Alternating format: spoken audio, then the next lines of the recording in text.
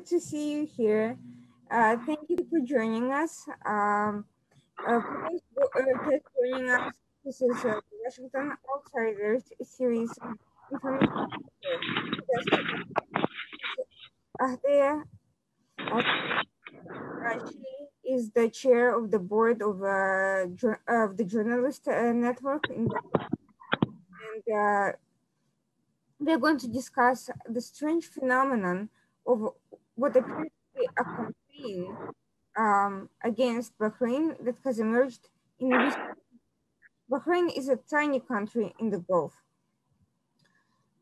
Most recently, it became prominent in the news following the Abraham Accord last year. Since then, most of the news that had to do with Bahrain had to do with Bahrain-Israel relations. However, a few weeks ago, very small human rights organizations, eventually joined by more well-known international human rights NGOs, started accusing Bahrain of various human rights violations, including namely prison and COVID vaccination denial to prisoners. Why that would happen at this moment, who would be behind these campaigns, and what's the interest, and whether there is any truth to these rumors, we are here to discuss with us. Please give us an overview. Who are these cases? What exactly is going on, and why not? Irina, first of all, thank you very much for this get-together. I'm really looking forward to what we will discuss. And this is a very important topic at this time, and especially after the normalization and the signing of the peace agreements with Israel. I think these peace agreements hurt a lot of entities. These entities, basically entities that harbor and support terrorists. So this hurt them big time. And now they are moving towards escalating through organizations that are loyal to them, through organizations that have been harboring them, through organizations that have been financing them. Of course, there are countries behind these organizations and countries behind the activists who present reports about Bahrain, who present fake reports about the situation in Bahrain, who present lies about Bahrain. And these entities, if we want to simply categorize them and classify them, we will go for Hezbollah entities and entities that support Hezbollah, and they are all around the Middle East. Entities that support Hamas, again, an entity classified as a terrorist organization. Then you move to the Muslim Brotherhood, entities that are labeled as terrorist organizations by at least Saudi Arabia and the United Arab Emirates in this part of the world. These entities are loyal to countries, and Houthis, for example, and these countries fund them, support them, pay the so-called activists to go and raise and bring up, make up lies about Bahrain. Why? Why would they target Bahrain? Because Bahrain has always been looked as a gateway to the Gulf. Since 1979, Irina, since that plane landed in Tehran with Khomeini on it, saying that now it's time to export the extremist Shia ideology to the Gulf region, Bahrain was always a target. Bahrain was a target because of its location, because how close it is to Saudi Arabia. And the moment, God forbidden, Bahrain falls, then there will be instability in the region. And Khomeini's 1979 dream of exporting the extremist Shia ideology to the Gulf will become a reality. Now it has been 42 years. This dream did not come true. But does it mean that they have stopped working against us? It does not. What is sad and unfortunate is that It is not the Iranians only that are funding these entities. What is sad and unfortunate is when your next door neighbor, Qatar, does that. And Qatar, the spreading of fake news about Bahrain and supporting terrorists to appear on its screens is a next door neighbor who just signed Al-Ula agreement. So where are the good intentions? Why is Qatar still holding on to Hamas leaders? Why does Hania appear in a square in Qatar and they create a hero out of the leader of an entity that has been labeled officially as a terrorist entity? So why is Qatar basically harboring terrorists? Why is Qatar allowing Al Jazeera? And no matter how much Qatar will say that Al Jazeera is independent, no one buys that. Because if Al Jazeera is independent, I'd like to see a few reports about violation of human rights in Qatar itself. We have the laborers, we have thousands of tribes that were kicked out of Qatar when Tamim took over. Isn't that a violation of human rights when they get kicked out of Qatar just because they did not see that overthrow of the regime in a split second by a son over his father? That's a huge violation. These guys, these tribes had nowhere to go, and they had to cross the desert to end up somewhere.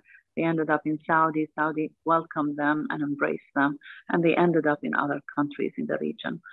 So Qatar and Iran have not overnight become allies. No, I believe that there were alliances for decades that have passed by. These alliances have today led to Ismail Hania having the courage to stand in a Gulf country and appear to be a hero, that he is against the he is Palestinian fighting for Al-Quds and raising slogans, and he is just a terrorist and a traitor to the Palestinian cause itself. This is what Qatar did a few weeks ago. And of course, it was a slap, Irina, on their face. The peace agreements have been a slap on the Iranian face, on Khamenei's face. It's a slap on the face of all these terrorist entities, whether they are labeled terrorists by our countries or by the US itself. US labeled Hamas as a terrorist entity years ago. Our countries have labeled Muslim Brotherhood as terrorist entities years ago. So what brings Sunnis in the form of Muslim Brotherhood and extremist Shias in the form of Hezbollah, Sunnis in the form of Hamas? What brings all these together? One target, that they want an overthrow of the regimes in the region. And behind the fake news being spread about Bahrain, Irina, are definitely these entities that have been hurt by what has been happening in the region. They know that these alliances are not just alliances for economic growth. This is my opinion. These are alliances. Our alliances with Israel is not about economic growth and cooperation. It is about people having peace together and trying to resolve the Palestinian issue that hasn't been resolved for the past 7 decades because of someone like Hania, who has used this cause as a business. Our leaders know that these 7 decades, this did not, whatever moves, whatever support they tried to get to the Palestinian people did not get it. Our leaders know that Israel, an alliance with Israel, will not only solve or create economic opportunities for the region and Israel, but it will also help young people in Palestine who are looking for jobs, who are looking for a source of income, who want a better life. Who doesn't want that? Someone like Hamas, a guy sitting in a hotel in Doha and then being made a hero out of. He doesn't want that, because once the two-state issue is resolved, then he has nothing. He is wanted. He's a terrorist. He's a leader of a terrorism entity. So I think I know that it took me long to explain this, but I think that these are the countries that will continue, Irina, to target us. And maybe later in this session, I will go back to the year 2011 and how Iraqi and Iranian Hezbollah funded media entities, also how they targeted Bahrain 10 years ago, and what was the result also? Actually, before we go back 10 years, I'd like to go back 30 years to the 1980s, because 2011 was not the first time where there was an attempted coup in Bahrain. Iran masterminded an attempted coup in Bahrain in the 1980s, which led to the creation of the GCC as a defense pact specifically against Iran. And Qatar was one of the countries that joined the pact. In fact, Iraq and Yemen had at various times attempted to join the GCC, but were denied entry. Qatar joined and was considered was a member state that entire time. But this was also today, 2021, is not the first time that Qatar and other Gulf states had issues. They've been having various disagreements, I would say, from the beginning of the formation of the council that was supposed to specifically unite Arab Gulf countries against Iranian aggression after the Islamic Revolution. Instead, we're seeing that over decades and before the Arab Spring, Qatar and Iran had a relationship. In part, it was defined by the economic sharing of the gas fields, but in part it was also defined by Qatar's willingness to play all sides in any conflict, any discussion, and Iran is not the only entity. So from 1980s to today, for whatever reason, observers believe that history of the Gulf issues starts in 2017 with the issues between Qatar and UAE and Saudi Arabia, with the coming of Donald Trump as president, and with the ascension of Crown Prince Mohammed bin Salman in Saudi Arabia. The reality is that history is much older. We're seeing a pattern. So during this entire time, for whatever reason, current observers seem oblivious to this black history of why GCC was formed to begin with, and the fact that it had these strange tensions this entire time. Do you think that this model was ever designed to be effective? Do you think it really could have been effective given the different interests of the states? What was the real reason behind its formation, if it was obvious from the start that some states were not fully aligned with others and had different interests, geopolitical and security? The design, Irina, this is a great question. The design was effective until there was a backstabber in the region. And that backstabber was Qatar. And its issues with Bahrain started decades ago. Its intervention in Bahrain's internal affairs started, as you said, decades ago. If I want to go back to 2011, I could see how Saudi and the United Arab Emirates supported Bahrain during that crisis. Now, that was the most crucial crisis Bahrain went through when it comes to an attempt by the Iranians to overthrow the regime here. Who stood by us? This is the reality. The Peninsula Shield was basically Saudi Arabia and the United Arab Emirates. These two countries stood there, supported us. Where was Qatar? Was it happy about the intervention? Was it happy about the Iranian attempt to topple our regime here? Well, if you decide as a country in the GCC to take an idle position and not to interfere, then there is a problem in the whole entity, and the problem is not among the Gulf countries, by the way. It is Qatar only. Qatar will eventually, if not soon, will eventually be isolated, because throughout history it has been backstabbing Gulf states. What happened with Saudi Arabia was based on pure good intentions by Prince Mohammed bin Salman. He wants to create an entity that re-establish an entity that was one day strong until the era of the grandfather of Tamim. This was a very strong entity, and after the overthrow of the grandfather, everything changed. Of Sheikh Khalifa, everything changed. These leaders were brothers, but the moment that Tamim's father took over, everything changed. The backstabbing changed. The backstabbing actually happened. But until when is this going to go on? Until when will Qatar choose to throw itself in the arms of the Iranians? The Iranians, the moment, and that will never happen, by the way, the moment they get what they want, they will dump the Qataris. They don't care about Qatar. The Iranians have bigger interests in the region. The Iranians, the power they have in Iraq, they don't need Qatar to give them that power. The way they have overtaken Iraq, Qatar is a small country. If we are small geographically, they are a small country, not geographically size-wise, but you know that the countries that try to become more vocal and the louder they become is that they want to show that they are something. You can be something by building a nation that is part of this GCC entity, by having this brotherhood relations with your country, not by harboring terrorists. What happened to the Muslim Brotherhood terrorists that Qatar is harboring? These guys, what did they do to Egypt?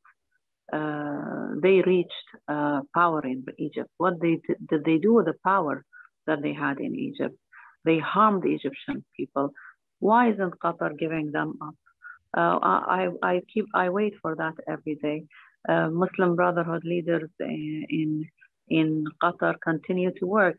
And now, of course, the platform is great for them because now Hamas is also with them. So now the alliances are strong. Qatar thinks it's leading the region, but all this will backfire. And unfortunately, the moment it backfires, their leaders are not going to be affected. The rulers are not affected. The Qatari people are mostly affected. But I've always wanted to see this country as a brotherly country. It's my next door neighbor.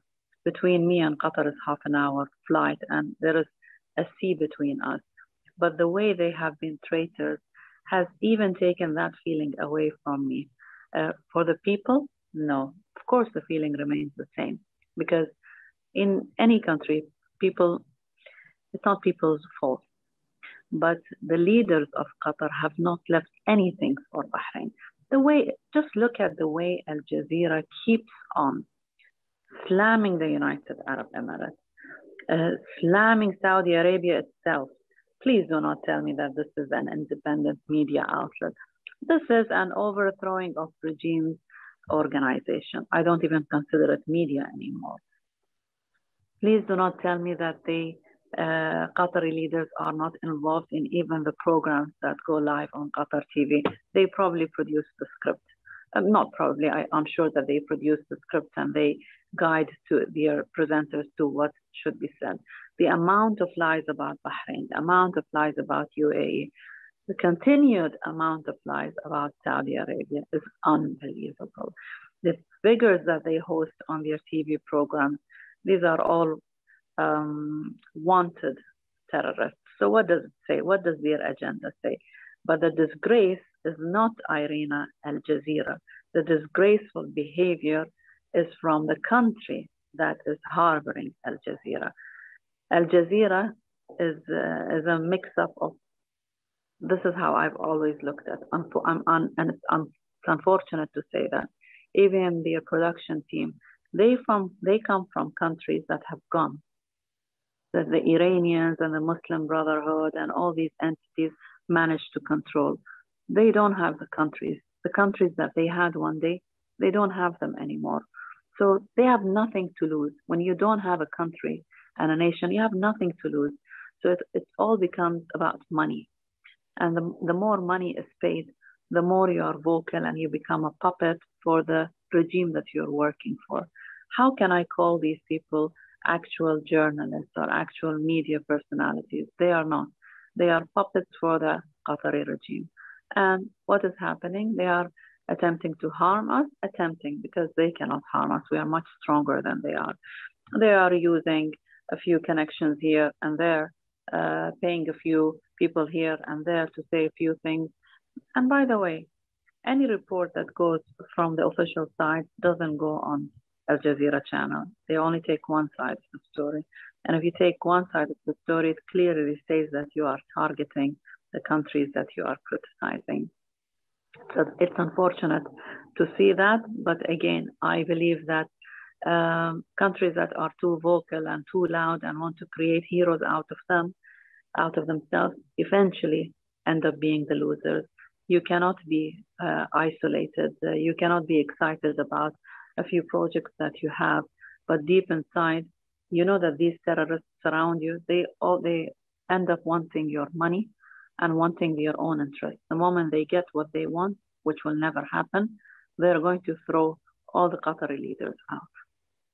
Now, it's interesting that you mentioned earlier how the real goal behind all of these campaigns is the overthrow of the governments in the region. Iran's exploitation of the Islamic Revolution was not just a goal unto itself to make the whole world into Shia Muslims, but specifically targeting Saudi Arabia, Mecca. Iran is aiming to show itself as the legitimate religious power in the region, to take away the power from the custodian of the two holy mosques. Obviously, that's not going to happen if you just through purely ideological preaching. So they're looking for violent ways to do that. We are seeing some evidence of that in the leaked tapes between the former Qatari Emir, the father of the current Emir Tamim, and the former Libyan dictator. We saw these tapes leak out with the discussion of plans to divide Saudi Arabia through internal movements and internal opposition movements. Now, why would Qatar or Libya, for that matter, have any interest in that? Libya, where is Saudi Arabia, and what does Qatar have to gain from that? The real interest was obviously to serve Iranian goals. We're seeing that happening in 2005, 2006, before even the Arab Spring. We saw these discussions as a precursor to the Arab Spring. Now, the question is, these leaked tapes reached the government. So they certainly reached Saudi Arabia. Before the Arab Spring, it was known that Qatar is meddling in regional policy in a way that was serving Iranian goals. And we saw that this collusion with the Muslim Brotherhood taking place before 2011. What happened that there was no way to prevent the uprisings that started in North Africa? They did not start in the Gulf, they started in Tunisia, but spread everywhere. How did they manage to gain so much success without action being taken before it got to that point? Why did 2011 was such? It failed on some level, but on some level it succeeded because it got as far as it did, and it planted the seeds of ideological movements, even if they failed to topple the regimes. So how, knowing that Qatar was involved in this meddling long before these events, why was it allowed to continue? Why was it unchallenged at that time? True, this is a very interesting way to look at it, Irina. Why was Qatar allowed to do that? What happened in Egypt happened. Morsi came to rule. This is a reality. Mm-hmm. Unfortunately, we lived to see the men who Abdel Nasser put in prison for being traitors, the Muslim Brotherhood. We saw the men who killed Anwar al-Sadat after signing the peace agreement with Israel. These same men came out of their prisons and came out of the holes that they were hidden, and they ruled. And as you said, why wasn't that forbidden? I don't have an answer to that question, but I think that sometimes when you're backstabbed, you don't see the backstab coming. And your backstabber is such a snake that you don't expect it to come, especially when it comes from someone close to you. Their attempt in Bahrain failed. In Tunisia, unfortunately, something did go wrong. Yemen, the Houthis came to power. funded by Iran, another friend of Qatar. So now guys decide if you want to be friends now. If World War II and World War I was about allies and axes, it was two teams. So the region now is seeing teams, but some teams don't make sense with each other. Is Qatar on the Iranian side or is it on the Saudi side? Today, a member of the Turkish parliament came out with an extremely unacceptable statement saying that Mecca is being invaded or Mecca is under invasion. Qatar being vocal and loud is very clear. It just wants to leave the region. It cannot accept the fact that there are countries in the region that will always be leading. It cannot absorb the fact that Egypt is not a joke in the Arab world. Egypt in the Middle East has its strength and it has its power. It cannot accept that Saudi, with its history and being the custodian of the two holy mosques, the most sacred place, targeted by Houthis, and of course, neither the Muslim Brotherhood or Hamas or anyone even commented on that. They hold on to Al-Quds because they want to politicize the issue. Because if it's about religion, do not underestimate what Mecca is all about. Not to just people in our region, to Pakistan, to the biggest countries with the highest number of Muslims. But these entities decided to keep quiet. So Qatar's envious position towards Saudi Arabia, I think, is what I can simply call inferiority complex. But it hasn't just been Saudi that Qatar has felt inferiority complex towards. It has felt inferiority complex towards the United Arab Emirates. Look at how the UAE has dealt with the Muslim Brotherhood. Look at how the UAE has been growing second by second. Every time I go there, I see a new project and I wonder, where is the United Arab Emirates going? Until I saw it, and you saw it, that it reached space. When a country invests in its people's education, and overcomes any obstacles and reaches the skies, then this means that this is not a joke. Qatar sees the UAE, Bahrain, Israeli peace agreement as a pain in its head. That UAE took the lead in this initiative, and Bahrain supported this lead and stood together with UAE and signed the peace agreement with. These things do not make the supporter of Iran happy. And the supporter of Iran in the region is Qatar. No way. They are hypocrites, by the way. Turkey has normalized with Israel a very long time ago. They have diplomatic ties. How come we don't see Al Jazeera criticizing Turkey for that? We see them attacking Bahrain and United Arab Emirates and trying to ruin the diplomatic ties between these two countries. And many people will say what happened lately in Gaza might have ruined, and the escalation might have happened from Hamas itself to ruin the peace agreement signed between the three countries. This is not going to happen, because what happened is something that our condolences goes to the families of both sides who lost people.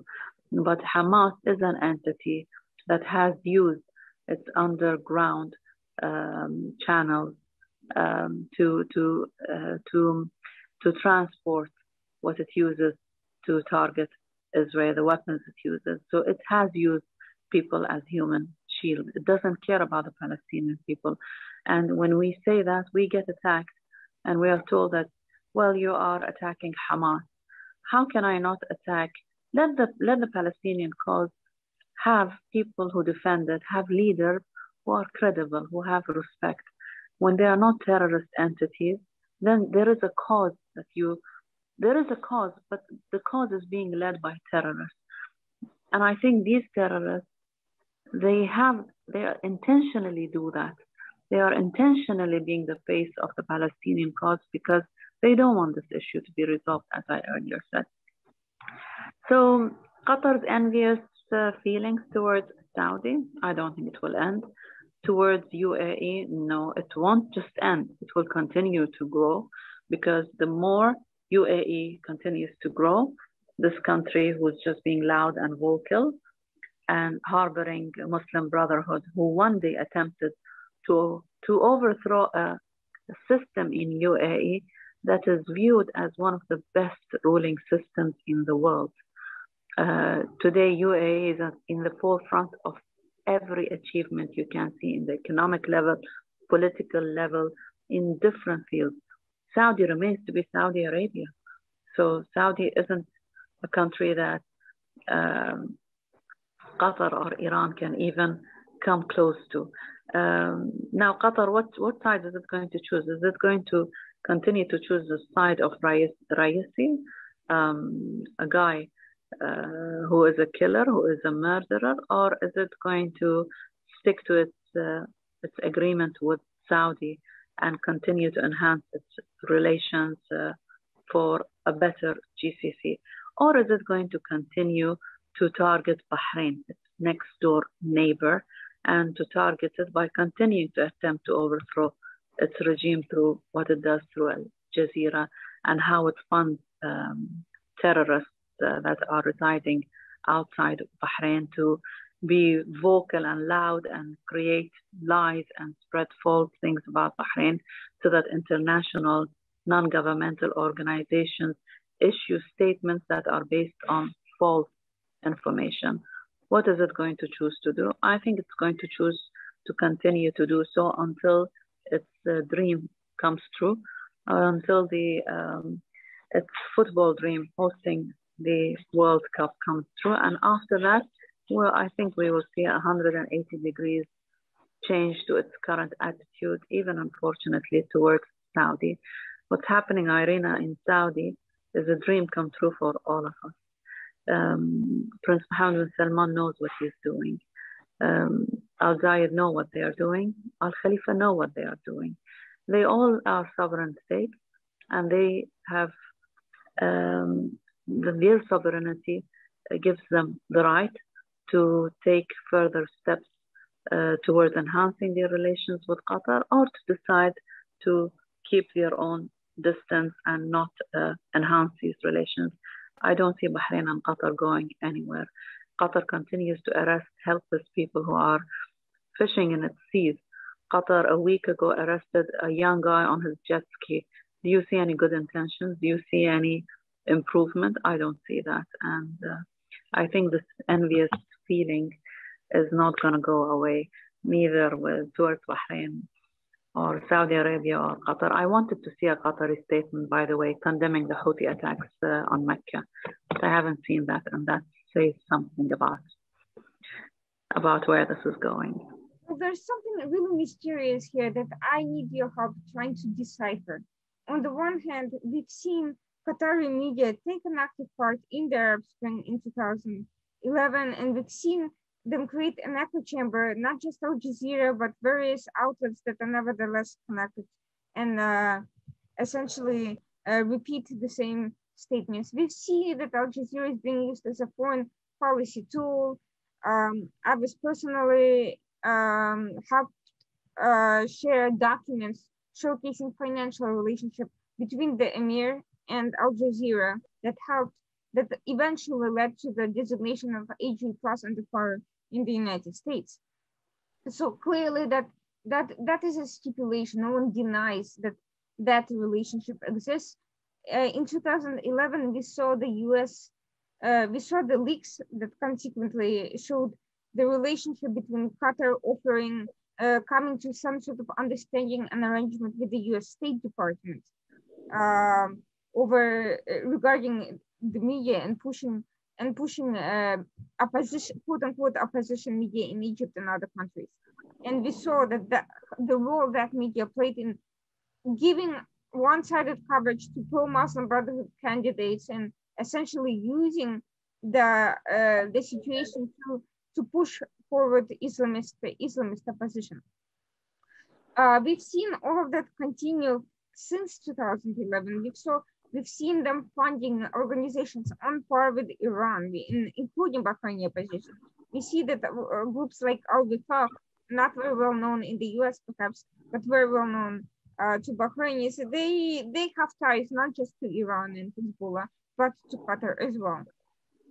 We can clearly see that there's a whole chain of anti-Bahrain human rights NGOs, specifically called Bahrain human rights organizations and so forth, that were formed by Saeed Shehabi and other of this ilk. The people who were involved in the formation are now working directly for Qatar. So we are seeing that Qatar has a direct role in all of this, and it's not just Iran, and there is a direct collusion of these interests. We saw that in 2014, there was an attempt to reform the relations. The old emir stepped down, new emir stepped up, signed the Riyadh agreement, promised to do better. Qatar gets kicked out of Yemen after leaking intelligence when the Arab coalition base gets attacked.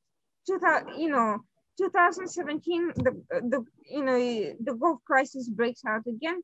2021, all these states sign the Al-Ula agreement, and what do we see?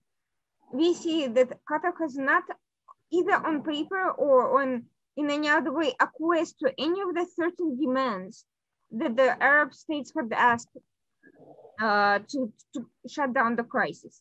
We see that the lawsuits against the Crown Princes of Saudi Arabia and UAE are ongoing.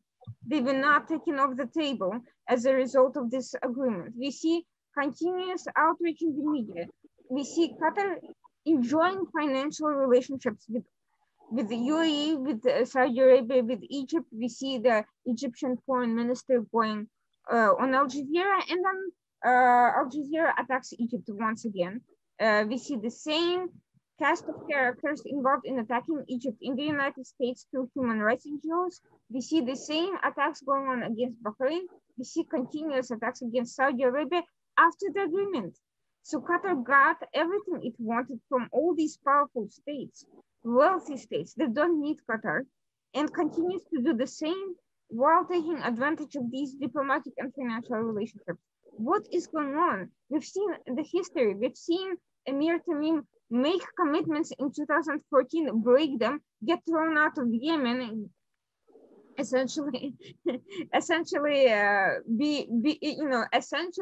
assisting Houthis with intelligence, getting coalition forces killed, and coming back to the table as if nothing has happened. And now apparently Qatar is reforming, renewed its relationship with the Yemen government, even after what happened in 2015, 2016 with the attack on the base, and all the recent allegations about Qatari funding for Houthi drones and for Hezbollah. We've heard all of that very recently, and no one has, claimed or has produced any evidence that someone other than Qatar is financing those things. So what's going on? Why are these countries allowing a small state finance the attacks on their territories through Houthis, through other means, through various terrorists around the world, to attack them through legal means, through Al Jazeera anchors and former Al Jazeera anchors in the United States, through the media, Al Jazeera as well as Western media, through human rights NGOs that are consistently attacking Bahrain and everybody else. We've seen Saeed Shehabi recently retweet a comment from Human Rights Watch, which has consistently attacked Saudi Arabia in Yemen, for instance, but not Iran, and has consistently made excuses for Qatar and Iran, but not for any of those other countries. So what is this? What are Saudis, Egypt, UAE, what are they gaining if they got nothing from the 13 demands? Qatar did not break up its relationship with Muslim Brotherhood. On the contrary, it's become more open about it than ever before. It has not shut down Al Jazeera or reformed it in any way. It has not terminated its relationship with Iran. It has not stopped attacking them. It has not stopped meddling in foreign affairs. It has done nothing and gained everything. So what is the gain? And they're seeing that another GCC member is being constantly attacked physically, physical arrests and detentions of these individuals that you mentioned, the fishermen and so forth, as well as these ongoing media attacks that are destabilizing the creating a riling up in the among some of these Hezbollah-backed opposition groups. What are these leaders waiting for? What do you think they're getting out of it? I'm confused, because to me the pattern of behavior seems fairly predictable. It seems that Qatar is laughing at everybody and has humiliated all these powerful men. So what's the real story here? Okay, a nice elaboration of your thoughts and ideas. I love the way you see it from someone outside the Gulf. Do you believe in a few words that I will tell you? Just tell me you do believe in them or not. The one who laughs best. I would hope so. It's just that you need to get to the point where you're actually able to laugh. If you survive long enough to laugh, then yes. We will laugh. No, I think we will laugh. I think we will laugh. Qatar thinks it has gotten away with everything. And a country can think anything it wants to think. It can believe anything. It can stay in a bubble thinking I won. None of the conditions that the countries against me had the quartet had the conditions the quartet had laid. Qatar thinks that this is not going to go further. Qatar thinks that I'm arrogant and I got away with everything. Here we go. I have Hamas. I have Muslim Brotherhood here. I will show Ismail Haniya in a square in Qatar, and I don't care. Qatar continues this show and continues to think that in a region which is that sensitive and that important to its allies, its big allies, Qatar thinks it has gotten away with it. By the way, the people of our countries don't think Qatar is getting away with it. If you ask people around us, they think this is temporary. Just wait, the one who laughs last. A backstabber will always remain to be a backstabber, although you wish that a backstabber stops backstabbing you, because this is a country in the region. But you mentioned, Irina, the backing up financially of Al Jazeera. Just Al Jazeera. Switch on Al Hezbollah channels, Al Manar and Al Alam, and you will see Qatari presenters on these channels. Please tell me what brings Qatari presenters on channels like that trashing and slamming Bahrain. What are they doing? Are you going to tell me that this is all for free? Can I believe that these Iranian TV channels are not funded by Qatar? No, they are funded by Qatar. And in 2011, when on the roundabout here, on the GCC roundabout, you had cameras from all around the Iraqi and Iranian stations saying Bahrain now. Bahrain had become suddenly, now that's the country where we will take, and then we will go into Saudi Arabia and take over. They had this dream. They were in La La Land, thinking that this country is going to go, and that their media outlets are the media outlets that is going to bring the Bahraini regime and system down. This was a moment that they had their laugh. But what happened after that? Everything ended 17th of March.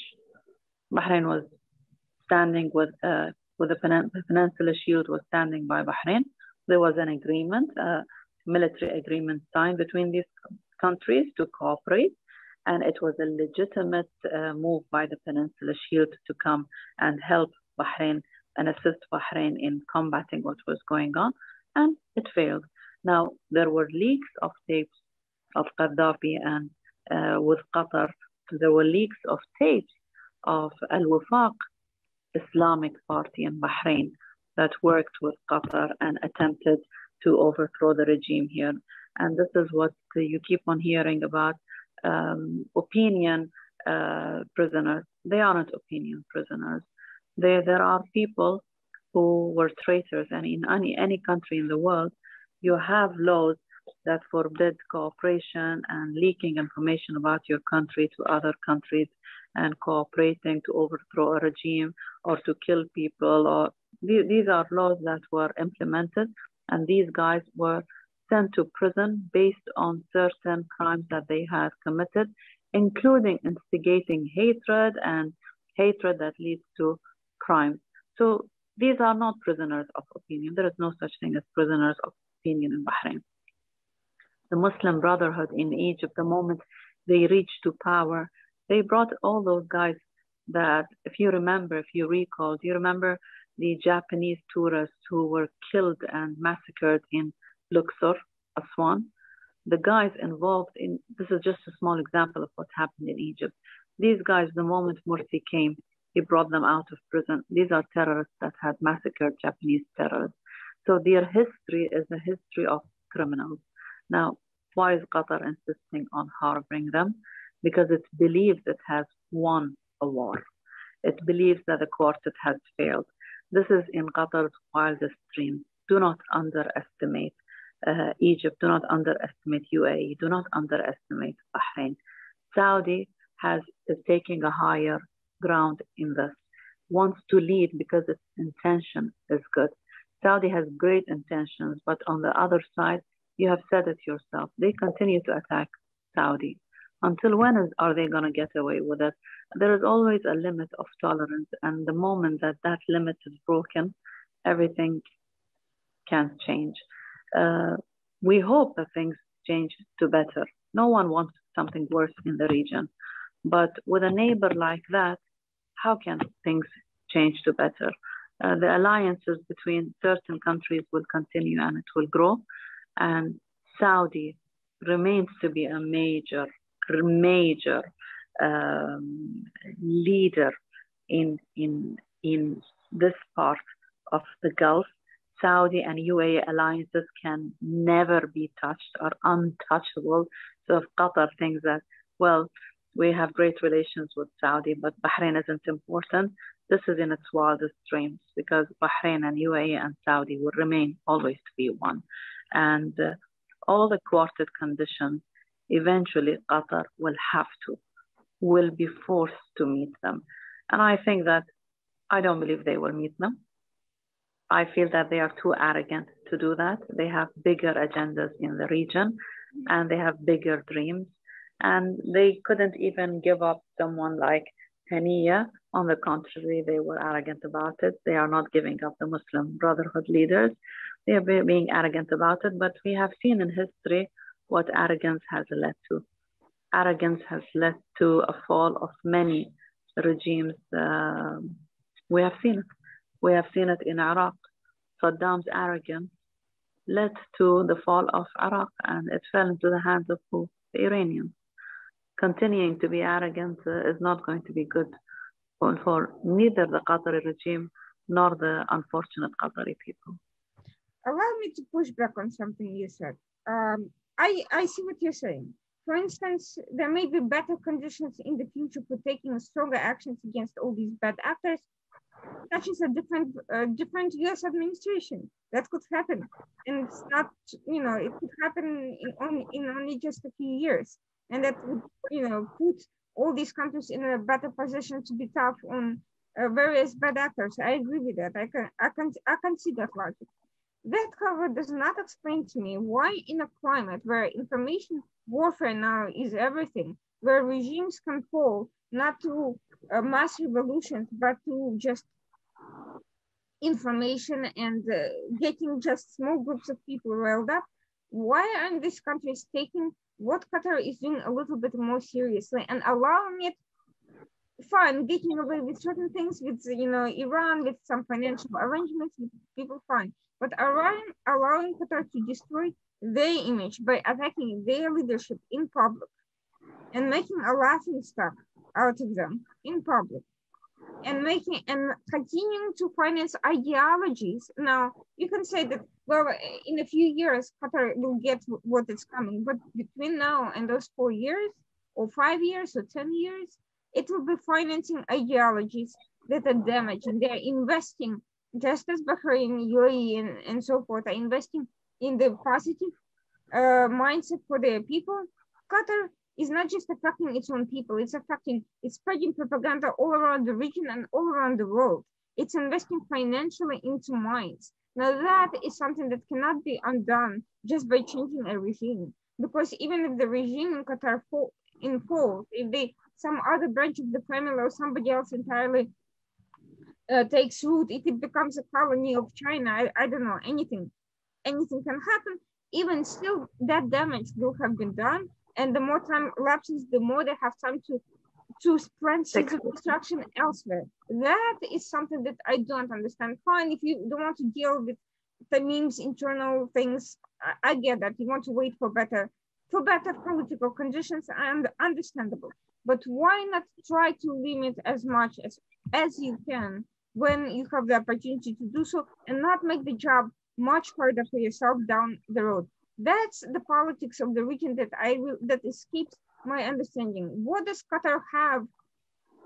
Okay, it has a lot of money, but does UAE, and so do all these countries, and there are other avenues for making money. What does Qatar have that allows it to essentially not only to remain in power with impunity and do all this, meddling around the world, but get away with continuing to plant the seeds of destruction that can backfire at any moment on everybody, and you never know, and cause additional difficulties when the road is already tough for other unrelated reasons. You have Iran pursuing its independent path. You have other terrorist groups. You have ideologies. You have the pandemic that has to be dealt with. You've had difficult political relationships with some of the democratic countries, Western countries. So why not limit damage where it's possible to do so, at least to some degree, if you're not ready to deal with the problem head on?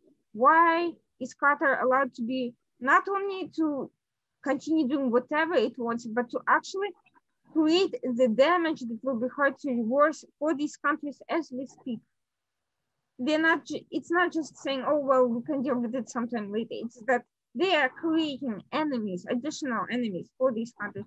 They're damaging their image in the media. They're making them look weak, foolish, and that's something other countries and other enemies take into consideration. If Qatar can get away with this, why can't we? If Qatar can go and sue the leaders of Saudi Arabia and UAE in the US courts, why can't we do the same? Why can't we file more lawsuits? Why can't we file on more propaganda? Why can't we make them all sound like evil and get the US, sanctions and everybody else down the road?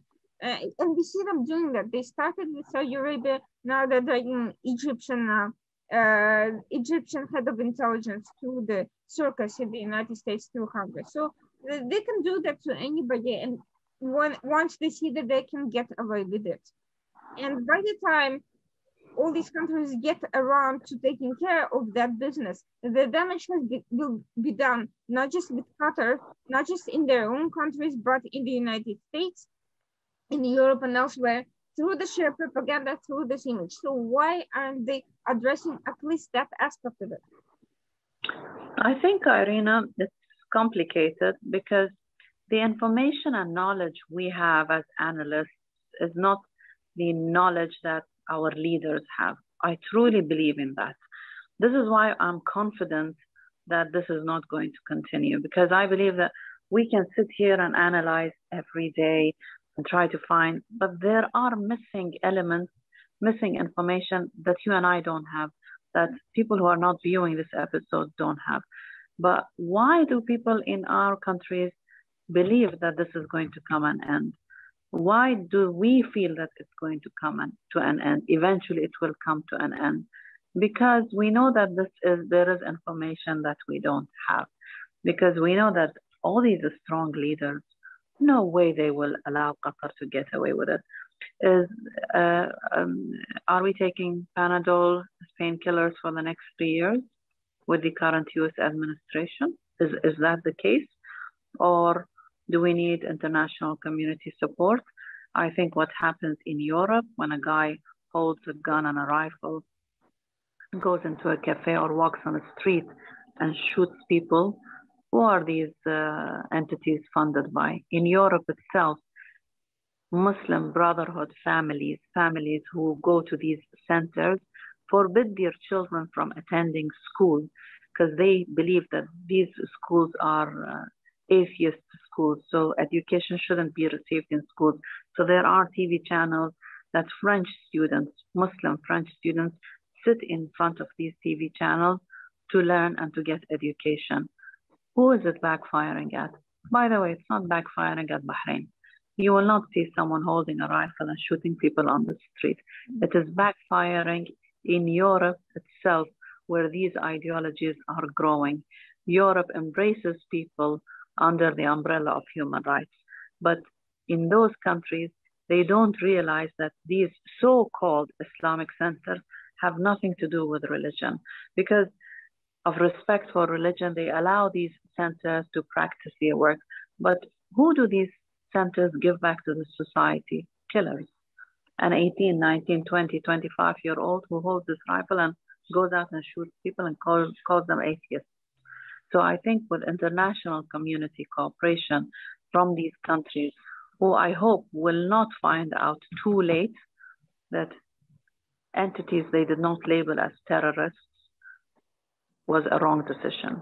When you don't label officially Hezbollah as a terrorist entity, you don't label Muslim Brotherhood as a terrorist entity, it will backfire in those countries in the world. And I hope that no lives will be lost until these countries realize the danger of these entities. Do not pay one life and take a risk because you need the door open to negotiate with terrorists. You don't negotiate. Hezbollah is a terrorist entity. Do not draw a line between Hezbollah's political wing and Hezbollah's military wing. It's one wing. And this mindset and mentality of Europe towards Hezbollah, unfortunately, is going to lead to, it has led to the empowerment of Hezbollah, but every moment you empower these guys, someone dies on the street because of them. Every moment you empower and you allow Qatar to fund these entities, someone in Europe dies. So until when are the European people going to accept that within their own borders, there are entities, there are people who walk into that country to start the living. And I'm not saying that everyone is that. The individual acts themselves are enough to lead to the death of tens of people. People go to Europe because they want an opportunity to start a new life, an income, but keep an eye open of people who refuse to go to school. And the least you can do is have a look at that, because this impact is not going to be a 2 or 3 year impact. It's going to be for generations to come. You are creating terrorists who can wear jeans and look so European, yet the mindset, the mentality is a terrorist mentality. Muslim Brotherhood are terrorists. And eventually, if Europe does not realize that and support our countries, people are going to pay their lives for it. People have to refuse that their countries harbor people with those ideologies. It doesn't mean that you come and you kick people out and you say you're not allowed into my country. This is a very racist and inhuman way of thinking. No, just keep an eye on what's going on. Qatar is going to have its show for a while, and it will laugh for a while, but it's all temporary. It cannot get away with funding these entities. It cannot. And as you said, they have a lot of money. Countries around them also have a lot of money. If it's about money, then this could have been solved a very long time ago, Irina. This is not about money. This is about arrogance and trying to be the leader in a region where the players are huge and have been huge for a very long time. You cannot become a leader. But what I don't understand is why become a leader when you can be a team player. It's not about the size of your country geographically. It's about your mentality, how you're contributing. Bahrain geographically is a small country in size, 1.5 million people. But look, it's a cosmopolitan society. People accept each other regardless of religion. We don't harbor terrorists. We don't want to make a show and create a scene. We don't want to be vocal and loud. We are vocal and loud about our achievements, about supporting peace, about supporting what's for the better what contributes to a better world. But to have Hania in a square and creating a hero out of a terrorist, I think this will come to an end sooner or later. But I like something that you said, Irina, when, because the more you postpone that, the more these ideologies are spread, the more you decide as international community that you have a clamp down, an official clamp down on all these entities, then you are guaranteed that in a few years, you don't have kids who want to blow themselves up. You don't want to have Sunni and Shia kids, both religions, who are suicidal and believe that the moment I blow myself up, I'm going to heaven. These ideologies have to stop. And if they don't stop, they are not just the Gulf countries' enemies and the Arab world enemies. It's Europe's enemies. It's the West enemies. It's enemies of countries they will continue to go to. You will eventually see them everywhere in the world. Well, we are already seeing them because everything is globalized. All these organizations, they may seem like they're just attacking Bahrain or Egypt or Saudi Arabia. In reality, they're also spreading anti-Western ideologies, and they're doing so everywhere. You can't there's no such thing as free lunch. You can't take money from Qatar and expect that it will only work in the way that you want it to work. That's why I was so concerned about the consequences of our agreement, that it didn't just lift the boycott from Qatari, naval, that it normalized fully, immediately, in every level, admitted Qatari financial institutions. Those countries that have been so hard at work and accomplishing amazing things, combating Muslim Brotherhood ideology and all forms of extremists, are welcoming extremist institutions into their midst. How can that be? You can try to monitor, you can try to put limits, but where money is, it goes. You can't fully control it.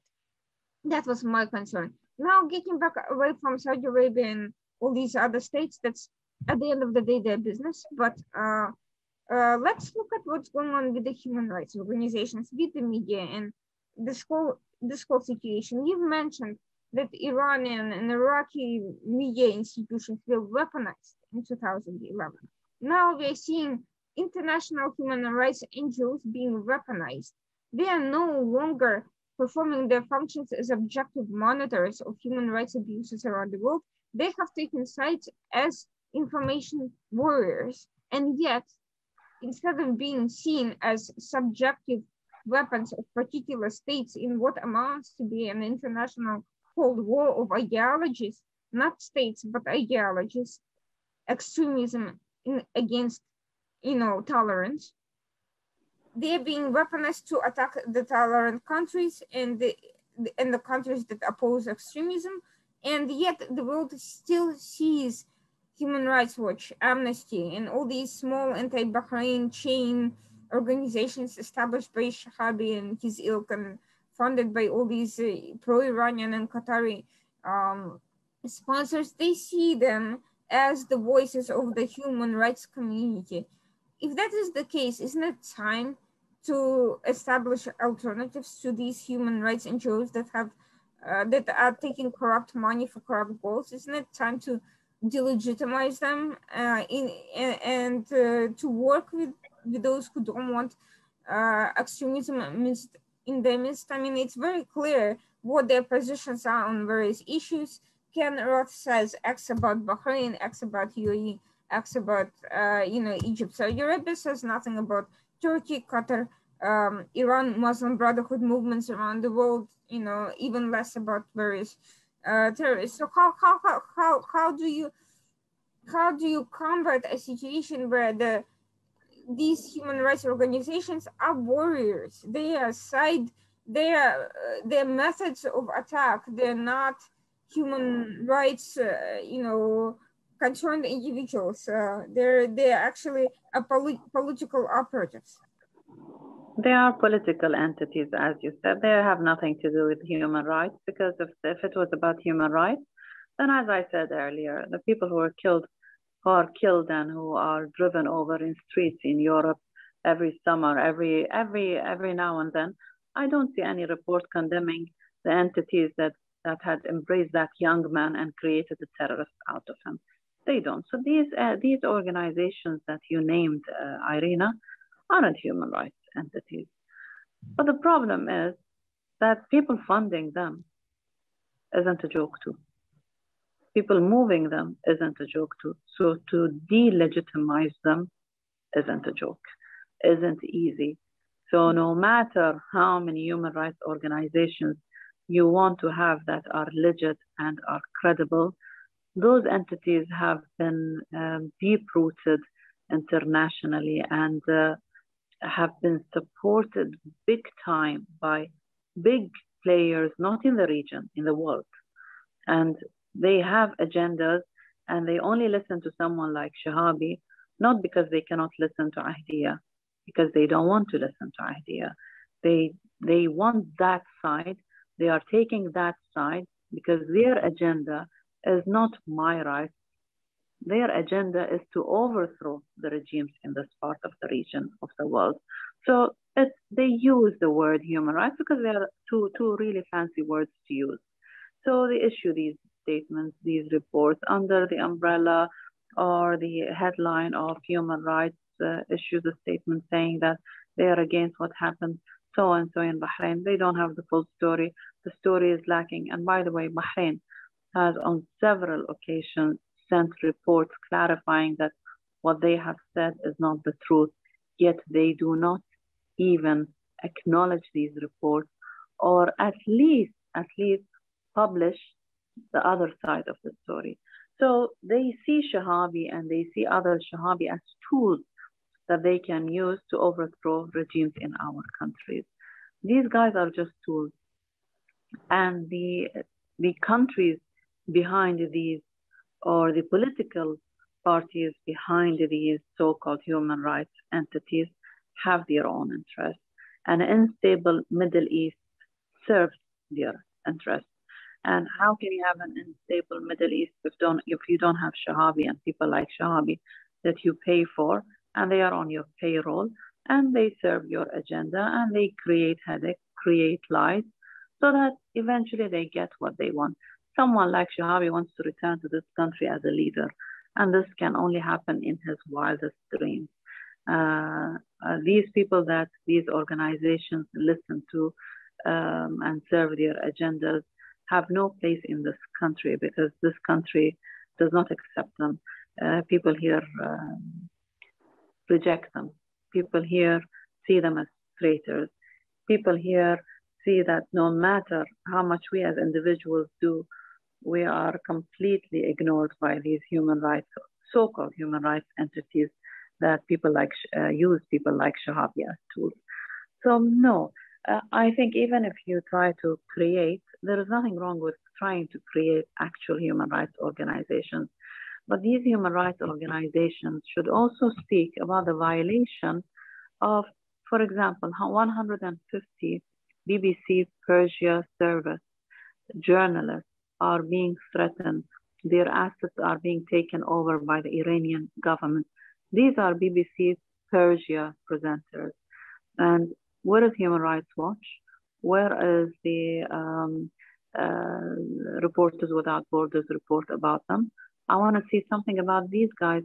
Is it because they're just Iranians against the current regime that they are not being protected? 150 people's lives are at risk.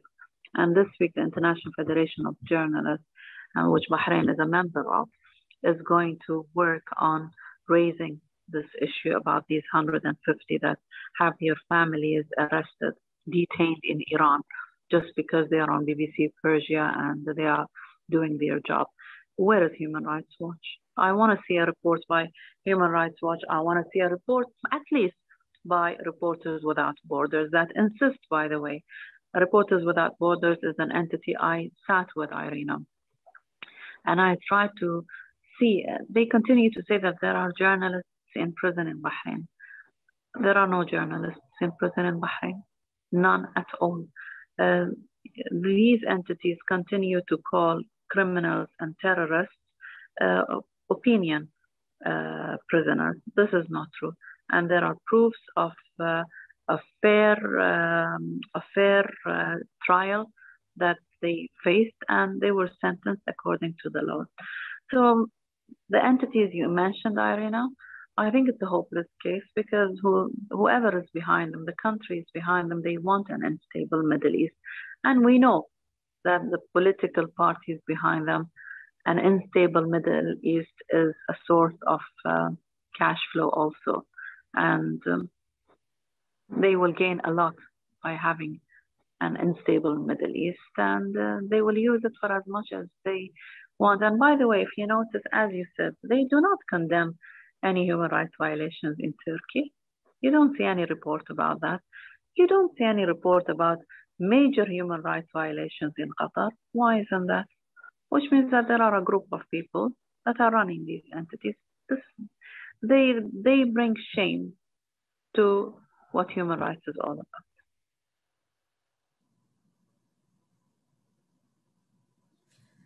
No, you touched on something very, very interesting that I think is worth, discussing a little more, which is that the people in Bahrain don't want this extreme ideologies. Now, the way these Qatar-backed and Iran-backed self-serving organizations financed by these groups, they've tried to gain legitimacy with the public opinion in Western countries is by claiming that there is no diversity of opinion allowed in these states, that they are legitimate opposition who represent a portion of the population, that they are not allowed to have a voice, and it's only the governments of those countries that's shutting down legitimate democratic grassroots movements. Now, as we have seen from the Arab Spring, there was nothing grassroots about what was going on. People were the image was being manipulated. Al Jazeera was giving far more attention to Islamist opposition members than liberals and others. We have seen financial backing from the West as well as from Qatar and so forth, and Muslim Brotherhood entities go to the coffers of these groups. And the organizational structure was also not grassroots. It was very much top down. And we've seen that repetition in following opposition from around the world. These anti-Bahrain groups, they're also organized. They're not grassroots. They're people with money who create entities and who pay to get something out. There's nothing grassroots about it. There's nothing democratic. It's a finance structure. But most people in the West don't see that way. They don't understand that what they're being told is democratic is actually top down, and it's also somebody else's agenda, that it's not necessarily representation of any sizable portion of population, and no country in its that would choose to live in an extreme environment where there's abuse, as we have seen when those people do come to power in Lebanon, in parts of Yemen and so forth. Nobody would actually choose to do that if that's what they if they knew that's what they're doing. Nobody wants to live in an impoverished country that's corrupt, where they have no money, where they're being abused, and where they can be shot just by criticizing the government, by going out on the street. Nobody wants that. That is not a legitimate choice. Nobody actually goes out thinking that that's what they're choosing to do. So there's a clear manipulation of information delivery, despite the fact that many Westerners have gone to Bahrain. They have visited prisons. We've had UK ambassadors, other ambassadors, various individuals. They make public statements. Those statements are never reported. I haven't seen a single one of those statements appear in major Western publication. Oh, UK ambassador went to Bahrain and said all is well with the prisons. You only see those other guys. So we are seeing that on the one hand, you have an incentive to report fallacious, fabricated information, and there's no problem publishing it. On the other hand, counter narratives saying that the people of Bahrain don't want extremists, and saying representatives of Western democratic governments saw that there's nothing wrong. You don't hear those stories in the Western media. So the perception that is being shaped by one side only. How do we break through the noise? Who should be empowered to do that? Are Bahrain, Saudi Arabia, UAE, and others, are they planning to invest into the media and create something legitimate to counter Al Jazeera, or are they hoping that someday it'll just by itself, people will somehow see the light of truth, which has I've yet to see. It happens, but very rarely, and usually after unpleasant encounters directly by people. But most people never encounter those entities or countries. They have nothing to do with it. They just read what they see. So is there any all the media in the countries, particularly I see Saudi Emirati media, is not even dominated by the interests. It's dominated by various random foreigners who happen to write for them. There's no and they're mostly private entities, and they mostly don't really confront these narratives, and certainly not to the West. So what's the plan? Is there a plan now? Or these guys are just going to run and hijack the discussion, which will, again, because it's information warfare, it will long outlast whatever those guys actually survive, politically to continue, because they are planting seeds in the West with false narratives, and people don't know better. More average Americans don't travel anywhere outside the country, much less to the Middle East. So what to do?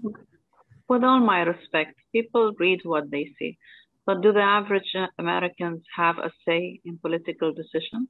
Sure, they do, because first of all, they actually, a lot of them, people support the candidates who end up in the political process. And we saw that as a result of that, we have people like Ilhan Omar in Congress. She is supported by a portion of your constituency who are unfortunately ideologically in line with her, and that's why they voted for her.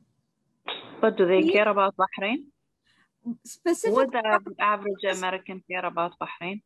Perhaps about Bahrain, no, but you'd be surprised how many people actually do care about foreign policy when it's brought up to them sufficiently. You see political decisions and political candidates being promoted not on the basis of their domestic interests, but on the basis of abstract causes around the world, whether it's anti-Israel or now specifically anti-Saudi Arabia. Those issues are becoming at the forefront of the political discussions, even in local races where most people should probably not care about those things at all, but you'd be surprised, but it's becoming a factor. NIAC, Muslim Brotherhood lobbies, they run their own candidates with those interests, and they're claiming that those countries, they're making these quote-unquote human rights issues and security issues are priorities. They are saying that Americans fallaciously are quote-unquote dying in Yemen. That's the narrative that's being sold, even though Americans are not actually dying in Yemen, for the sake of Saudi Arabia that killed Khashoggi. That's the narrative that's being sold to average Americans. And most Americans, until this campaign started, had no idea where Saudi Arabia was, or Yemen was, or who Khashoggi was. But if you repeat it enough to every person, they start caring. Why is foreign money? Why is US dealing with countries that do these horrible things? Then you start the 9/11 narratives, and before they'll say, oh, Saudi Arabia, oh, it's not that the country that caused the 9/11. That I'm telling you, that's how the average person thinks. They won't say, Saudi Arabia is a country that was attacked by Al Qaeda repeatedly and was also also suffered as a result of terrorists. No, that's not what they're going to say. They are going to say, oh, Saudi Arabia is the Muslim Brotherhood country that's been spreading that same ideology. And you tell them the current crown prince is fighting them, and they'll say, so what, he's still Saudi. That's how the average Americans think, and that's how these narratives are being spun, not just in New York, not just in Washington, but now all around the country. Even people who normally don't care about any of this at all, if asked, if pushed, they're going to say, you know what? Yeah, those guys, we don't like them. And if you start investing in their neighborhoods, if Qatar comes to them and says, I support the defense industry in your neighborhood, and I support your media, and I give you jobs, who are they going to listen to? True. So the average American who is a voter and who makes a difference is being lied to. Yes, absolutely. And they're being lied to. And usually, again, 30 years ago, they may not have cared about any of this at all. But today, it's not the case. Today, this sort of information is being used in shaping domestic narratives. It's not just being shaped by for a few elites who here and there who graduated Harvard and who read newspapers. This is being sold to average consumers who then go and vote and saying, these guys attacked attack your country, why are you supporting them? These guys torture people. Do you support torture? No, of course not. Why? So why are we dealing with them? Why are we selling weapons to them? Why are we giving humanitarian aid to Egypt, for instance? That's another thing that they're going to say. And when they torture Americans, that's the narrative, and they'll bring it down to Americans. They'll say some Islamist goes to Saudi, gets arrested, and say, oh, they arrested and tortured an American citizen. That's how it's being spun. They bring it down to the level that people understand, and they're very good at doing that. And that is something that people don't get. They think that Americans don't care politics. They don't until it's being pushed to them and fed to them every day, and everything becomes political. Who feeds it to them? Their own media feeds it to them? And who buys their media? Media is bankrupt. Journalism is a bankrupt business. So now it's failure. So who invested into revitalizing the New York Times that was nearly bankrupt before Trump came, for instance, and now Trump left, but it's still making money. Trump, you have a boring president now who doesn't tweet, but nevertheless, those people are still making money from what? Because somebody is investing into them. Somebody is giving them money to function, and then and somebody shuts down. If you have money, you're going to invest in what makes money for you. You're not going to invest into small newspapers that are going to tell people what's going on in their community and how they can help themselves. You're going to invest into vehicles that are going to tell people, these guys are bad, these guys are good, these guys are investing into your community, these guys are the ones who attack your country. That's how this game is being played. It's being played domestically. Because the Gulf, what starts in the Gulf doesn't stay in the Gulf. It comes right here. That's what I was saying. These guys, okay, they can fight their wars, and then eventually they'll either make up or they'll continue fighting. But they don't just stay. They globalize their theater war. They bring the war home to the United States. They bring Bahrain that nobody cared about 10 years ago. People suddenly start asking questions. Well, why are we selling them weapons? Maybe the reason is, so it means that media is available for sale, right? Mm-hmm. Maybe the ethics of our countries is too high to even consider buying media. But what about survival? Let's say not buying media, but at the very least, investing in effective delivery vehicles of counter-information to Americans. That's something worth contemplating, because Qatar does everything. It created its own mechanism, Al Jazeera. It also bought Western media. It also went to specific reporters and formed relationships. It also sold its narratives to random people who don't know any better, but somehow, got fooled into that. It did everything possible. It didn't just do one thing. It's fighting wars on every level, including information wars. So, yes, you can say these methods are not acceptable under any circumstances, but some methods should be acceptable. That's how you deliver information. That's something that it's your duty to do if you want to someone to listen to you. So how is that going to play out? Is Qatar just going to be allowed to fund these endless narratives that destroy the image, or is there going to be a pathway to saying, well, why should the UK ambassador have any less legitimacy and any less say than Human Rights Watch in shaping the discussion? When the situation is like that, Irina, it's a shameful situation. If money is capable of buying media voices, then this is a dirty, very dirty war. I think it's dirty. I won't disagree with you. It's dirty, but it's also survival. Because at the end of the day, you still have to, it's either they win or you do, because they're not going to stop.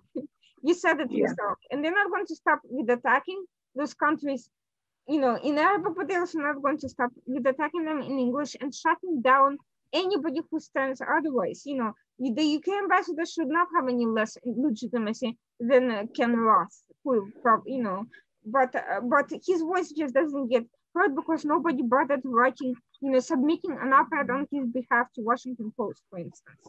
Yes, if media can be bought, and which is the situation. This is a disaster. Can two wrongs make a right? You buy something and another country with more well, money. I didn't say that's the method that should be used, but I said something should be used, which is nothing. Right now, I'm seeing nothing.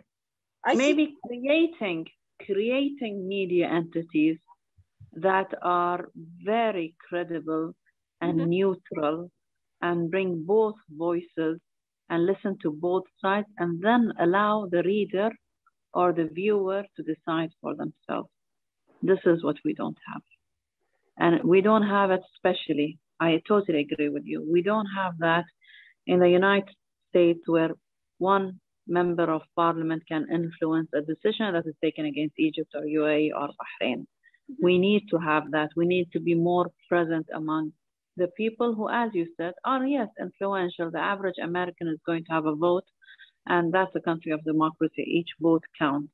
So, yes, I agree that there should be stronger media presence. There should be stronger even entities that are present in those countries that influence the decision of the voter who goes next into a parliament as a senator and who will decide what this country or what my country is going to get. Yes, but this isn't a problem that can be individually solved. This needs a huge team of decision makers that fund these entities that at least tell the real story. I do not say that tell one side of the story. This is not proper media also. But when you have Shahabi talking, having the studio of someone else saying the other side of the story, let the viewer decide who they want to believe, see numbers, see statistics, see why is this guy in prison? Is it an opinion prisoner or, oh my God, these are everything that have been proven about him. And I'll give you an example.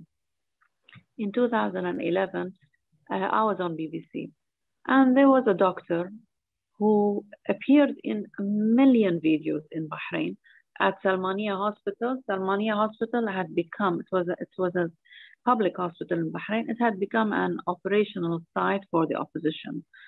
So this doctor in the corridors of the hospital was having a demonstration and was yelling death to so-and-so, death to so-and-so, and death to so-and-so. And imagine a doctor saying that. You can say, first of all, death to so-and-so isn't something acceptable on the human level, okay? But to say it in the corridors of a hospital and to be a doctor, it's even more shameful. And we were on BBC and he said, I was just doing my job at Salmania Hospital. And I said, doctor, in your job description, does it say anywhere that you can start a demonstration in the corridors of a hospital where people are sleeping and are undergoing treatment? If you want to go and demonstrate, there are places to demonstrate. In the middle of a hospital, you cannot do that. This is a hospital to hospitalize people. So when we were allowed, Irina, to speak, we were heard. There was the other side of the story that could go out. But what does media in general look for? Bad news. They don't want to hear anything great. They don't want to hear that, oh, Bahrain is doing this or UAE has reached the space. It's a story that will end. But imagine something small can be politicized just because it's a good story. It's something that will draw viewers' attention. Don't forget the people funding them too. They will push for these stories, and out of nothing, they will create something just because the target is that country. So I totally agree with you. If it is not about buying entities and funding entities, create ones that are neutral. Stand by your own ethics and principles. Bring someone like Shahabi and bring someone from the Bahraini side, from inside the country to speak. If you give him 4 minutes, give me also 4 minutes, and then allow the American viewer to decide. You have the right to decide for yourself. But if Shahabi is sitting in London and he pays 5 or 6 people to come out on a demonstration with him, and then British newspapers take a few pictures of him making a show and then publish it, this is not media. When they don't take the other side of the story, this is not media. This is a one-sided story, and this is why media lost its power and its strength. This is why when we spoke about it, I said does really media have an impact? Because the media I see today isn't the media that I saw one day. The media that for 30 years I've been in this field.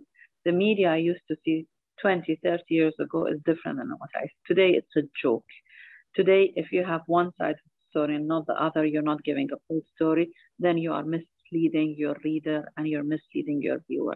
So if those television stations and those newspapers they have decided to take one side, then we have also failed to invest in media outlets and entities that show the viewer and the reader the full picture. And I don't say our side. No, we say everyone's side. And you decide who you want to believe. You decide who you want to vote for next after 4 years based on your own, what you're convinced about. But I think that people there are misguided and they end up, as you said, voting for people because the wrong information gets conveyed to them. No one is going to come and look at Bahrain television and look for it, or look for Abu Dhabi TV to find the other side of the story.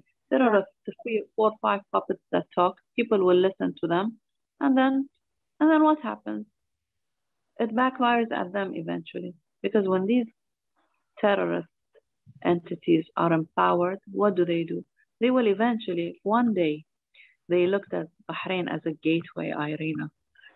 The agenda is not Bahrain as a gateway to the Gulf. They are the Islamists, extremist Islamist agenda is not the Gulf. It's bigger. It's Europe, far bigger. And unfortunately, we don't want them to be a target the way we were a target. We could do something about it. But the moment they become a target, what will upset us as people? That people became people who embraced them, brought them in because of human rights. These people turned against them. And if they don't get stopped, this will happen. Their dreams are bigger than Gulf. Their dreams, these extremist ideologies, both Sunnis and Shias and any extremist religious ideologies, is not limited to Bahrain, UAE, and the Gulf. No, it's much bigger than that. And it will backlash at the countries who are not seeing it coming. It will backlash at the people who are running these newspapers if one day they realize that it's too late, that we defended these terrorists who have been living in our country and we've been listening to them. And end of the day, what happened? Our own countries became a target because we opened our homes and our doors to these guys. And that's going to be too late, unfortunately. And unfortunately, I agree with you. We are seeing that while some countries are waiting for a better opportunity to fight back, other countries are taking advantage of the current opportunities to sow the seeds of distraction. They're taking advantage of the current political climate to do what they feel they need to do to achieve their goals. They are not waiting for a better time to start spreading news. They're not waiting.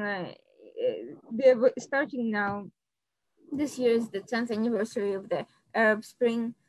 These attacks on Bahrain, you would think, who cares about Bahrain at the moment? You know, the Biden administration has bigger fish to fry. All they're concerned about is the Iran deal. Other people are concerned about China, Russia, and so forth. So why are they attacking Bahrain now? Because they can. Because you have to start somewhere, and they plant the seeds now. So maybe when the right time comes, those countries will turn to them and use what they planted now as a weapon later. Yes, they will plant whatever seeds they want, but there are people who will remove these seeds, throw them out, and will protect and defend their countries. And I'm not saying that out of arrogance, Irina, and I hope our viewers don't take that as arrogance. This is pure patriotism. When you love your country, you don't allow a bunch of extremists to plant seeds and move on. Remove it the moment that it is being planted, because eventually that is going to grow. And we learned a lesson from 2011. But who hasn't learned from these lessons? Europe hasn't learned. The US and other countries beyond that haven't learned it because they don't care about this part of the world. But they need to focus on what just happened here. not because of financial interest and economic relations. No one cares about, average person doesn't care about these things. But extremism, if it spreads, it doesn't spread in one part and leaves the other part. No, they have big dreams. And now it is showing in Europe. The way things are happening in Europe is sad. I don't want to see Europe, countries with civilizations, countries that embrace everyone, regardless of their religion, nationality. They give them opportunities of jobs to start a new life. It saddens me when I watch TV and I see some crazy psycho terrorists go to the streets of the most beautiful cities in the world, of the most beautiful people in the world, and shoot them out in cold blood and kill them. And then you wonder, what's next? When will these guys realize the people that we have been saying are terrorists are living in their countries and it's backfiring at them and they are paying for the price? And this is not going to stop at that. This is going to become bigger and bigger and bigger the more powerful they feel they are. They feel that we are embraced by Europe and we are in safe hands. Europe is not going to one day give us back to our countries if we do anything wrong. Under the European citizenship, I'm a citizen, I have all my rights and all these things. But then those rights eventually turn into something that you are entitled to as a human being, you can use as a tool against the people of that country and harm them. And that's going to be too late. Unfortunately, we see some of it already becoming the place. Let's hope it doesn't get any further. I hope our audiences hear this conversation and take it to mind. Thank you so much for the insights. Thank you, Irina. I really hope to see you back soon and discuss. And the next step was discussing something happier, like an emerging media strategy by Bahrain. Yes, and, by Bahrain and the other countries. If you put your hands together, you will create. I agree with that. Maybe time to start paying attention what you can do. Stop waiting for miracles to happen on their own. Stop creating a strategy, and hope to see some much better things in the very near future. Thank you so much. Maybe gatherings like that, Irina. Maybe we draw attention to other people who are interested in starting something that becomes a voice that is neutral but tells the truth about everything and leaves the viewer to decide and the receiver to decide. Maybe it takes people even having online discussions. Today we will have 5 viewers, tomorrow we'll have 10, and then they will become hundreds, and then they will become thousands. Many things start, many movements started like that. You do not have to necessarily have a license to operate a television channel or a license to have a newspaper. But these gatherings today, it's a digital world. The digital world can change a lot of things, and maybe we can start something. Thank you, Irina. Thank you so much, and all the best to you. Thank you. Have a lovely evening. Thank you to all viewers.